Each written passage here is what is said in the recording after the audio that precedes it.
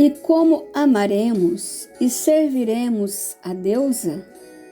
Com toda a certeza, é amando e servindo ao próximo, pois ela está em todos e age por meio de todos. E quanto à cidade de Ratanabá, referida por Urandir Fernandes e seus colaboradores, como por exemplo, Rafael Hungria, um verdadeiro buscador do conhecimento, é a mais pura verdade. Eles falam da Amazônia, na qual tiveram grandes descobertas, sim, e mostram o que lá foram encontrados através do LiDAR, um equipamento muito incrível. Mas a capital de Ratanabá, a qual eles referem, quer acreditem ou não, é exatamente a Nova Jerusalém, uma das maiores descobertas de todos os tempos, encontrada por eles em Mato Grosso, sendo ela a capital do mundo.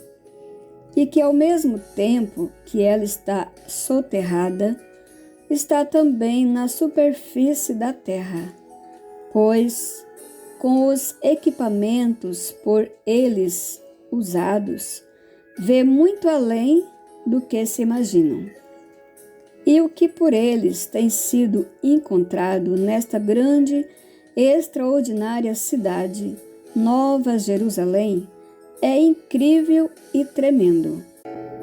Principalmente o verdadeiro conhecimento que vem da fonte, algo que não tem dinheiro que pague. E o que significa soterrada?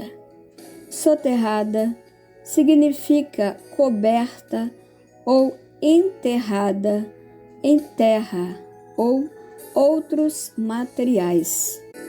Pode se referir a algo que foi coberto por escombros após um desastre natural, como um desabamento, ou a algo que está figurativamente submergido, esquecido ou fora de memória. E qual é o significado da palavra Ratanabá?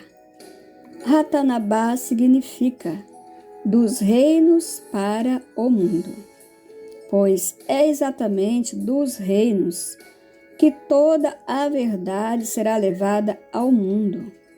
Por isso, é preciso que todos deixem o orgulho, vençam as indiferenças, como também as desavenças, e se unam na busca do conhecimento que vem da fonte, e unidos no mesmo propósito, espalhem o conhecimento a toda a humanidade, pois a verdade não pode mais continuar encoberta.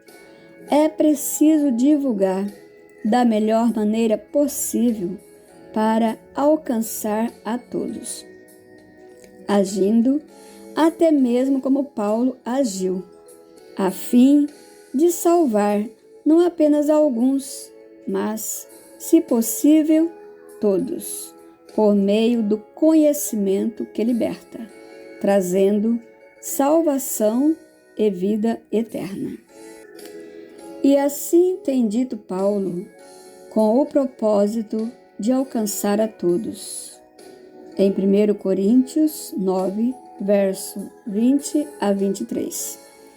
Procedi para com os judeus como judeu, a fim de ganhar os judeus. Para os que vivem sob o regime da lei, como se eu mesmo assim vivesse, para ganhar os que estão debaixo da lei, embora não esteja eu debaixo da lei. Aos sem lei, como se eu mesmo o fosse, não estando sem lei para com a deusa, mas debaixo da lei de Cristo, para ganhar os que vivem fora do regime da lei. Fiz-me fraco para com os fracos, com o fim de ganhar os fracos. Fiz-me tudo para com todos, com o fim de, por todos os modos, salvar alguns. Tudo faço por causa do Evangelho, com o fim de me tornar cooperador com ele. Todos eles comeram de um só manjar espiritual e beberam da mesma fonte espiritual, porque bebiam de uma pedra espiritual que os seguia, e a pedra era Cristo. 1 Coríntios 10, verso 3 e 4. Que todos possam tornar cooperadores na pregação do Evangelho do Reino Eterno, fazendo o melhor e ajudando a todos. Pois a hora chegou de todos darem as mãos, lembrando que somos todos irmãos, pois a fonte divina não age na desunião.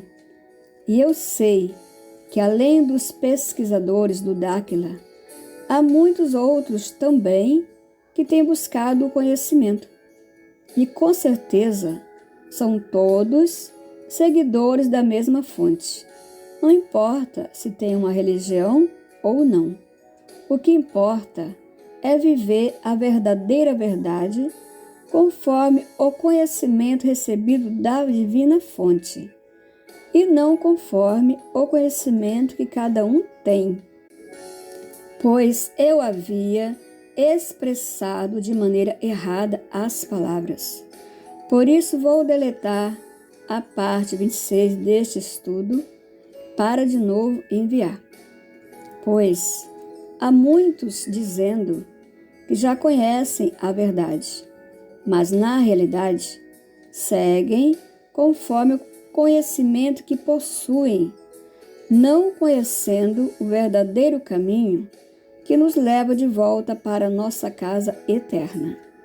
Por isso, é preciso deixar o orgulho e a sabedoria própria para aceitar as verdades que vêm da fonte criadora por intermédio de Jesus, o Cristo, como também dos que colaboram com ele na pregação das mesmas verdades libertadoras. Pois, se fosse para cada um viver conforme o conhecimento que possuem, Jesus, o Cristo, não teria sido enviado para nos trazer a verdadeira verdade que estava escondida aos nossos olhos. É verdade. Por isso está escrito que nem todos têm o conhecimento que vem da fonte, assim como diz a palavra em Gálatas 4, verso 8. Outrora, porém, não conhecendo a deusa, servíeis a deuses. Tornai-vos à sobriedade, como é justo, e não pequeis, porque alguns ainda não têm conhecimento da deusa. 1 Coríntios 15, verso 14. Esta é a mais pura realidade, pois nem todos os que buscam o conhecimento já sabem de toda a verdade.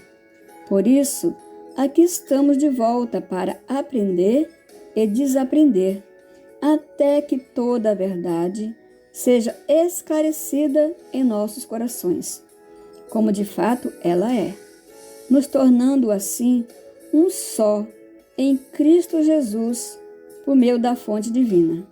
Pois o desejo da nossa grande mãe é que sejamos inteiramente unidos na mesma disposição mental e no mesmo parecer, falando todas as mesmas coisas. E para que assim suceda, precisamos viver as mesmas instruções, andando no caminho deixado pela divina fonte. Pois até quando vamos estar buscando, ainda que seja a mesma fonte, mas ensinando e vivendo fora do verdadeiro conhecimento?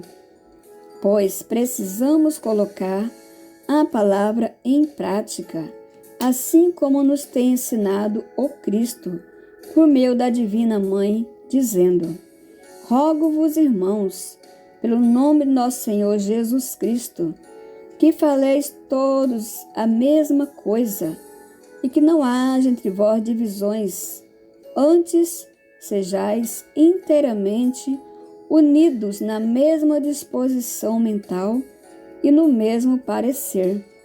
1 Coríntios 1, verso 10. É verdade, meus amados. Todos os buscadores do conhecimento devem se unirem para terem a mesma compreensão que vem da fonte criadora, deixando assim de ser sábios aos seus próprios olhos, vencendo todas as competições, nas quais só geram a desunião. Pois até quando vamos ficar achando que um é melhor do que o outro, vivendo sempre em discordância? Pois tudo quanto outrora foi escrito para o nosso ensino foi escrito, a fim de que pela paciência e pela consolação das Escrituras tenhamos esperança.